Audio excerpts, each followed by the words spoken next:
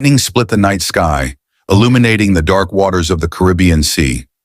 Waves crashed against the deck of the pirate ship. The Raven, as if the angels themselves were taking revenge on those daring enough to cross their path.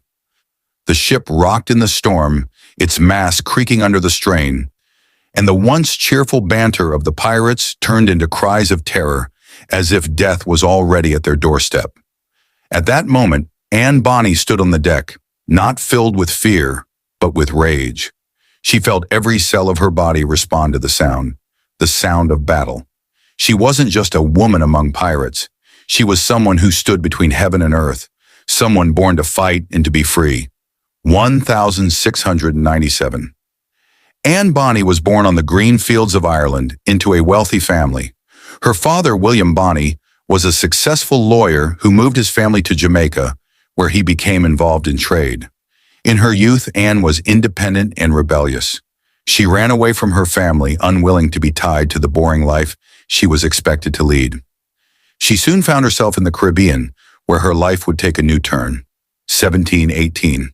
She joined the pirates, disguising herself in men's clothing and hiding her true identity. On board the pirate ship, she wasn't immediately accepted, but soon she earned their respect. No one knew what lay behind her appearance and determination until she proved herself in battle. Captain Jack Rackham noticed her, and soon she became his right hand. Anne fought alongside men, with bravery that left no doubt about her resolve.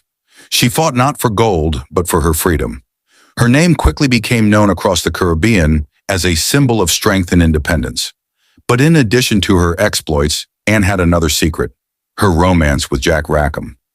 Legend has it their bond was not only professional but also romantic. They became inseparable, capturing ships and dividing the spoils together. Their partnership became one of the most feared on the sea, and the Jolly Roger they flew soon became a symbol of terror for all merchant ships.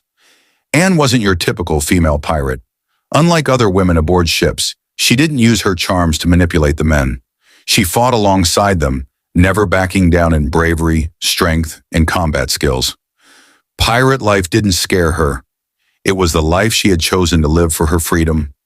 One night during a raid on a Spanish convoy, when everything seemed lost, Anne fought with such fury that even death seemed to retreat before her. The broken ropes, the discharged muskets, and the pirate ship that suddenly claimed victory became part of her story. But with that came trouble. The pirate trial was inevitable. 1720. Anne and her crew were captured by the British. She was tried for piracy and sentenced to death. But at the moment of the sentence, Anne uttered words that saved her life. "I am pregnant." This spared her from execution, and her fate remained uncertain. Some claim she escaped, others say she was freed and disappeared, vanishing without a trace. The legend of her escape lives on. Some believe she returned to Ireland or continued her pirating career, but none of these claims have been confirmed. 1720. Jack Rackham lost her.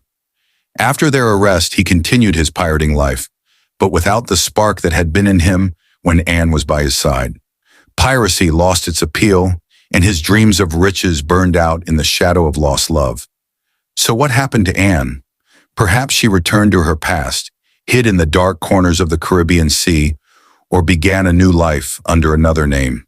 She remained a symbol of bravery and freedom, a woman who refused to be shackled by circumstance, and who left an indelible mark on history.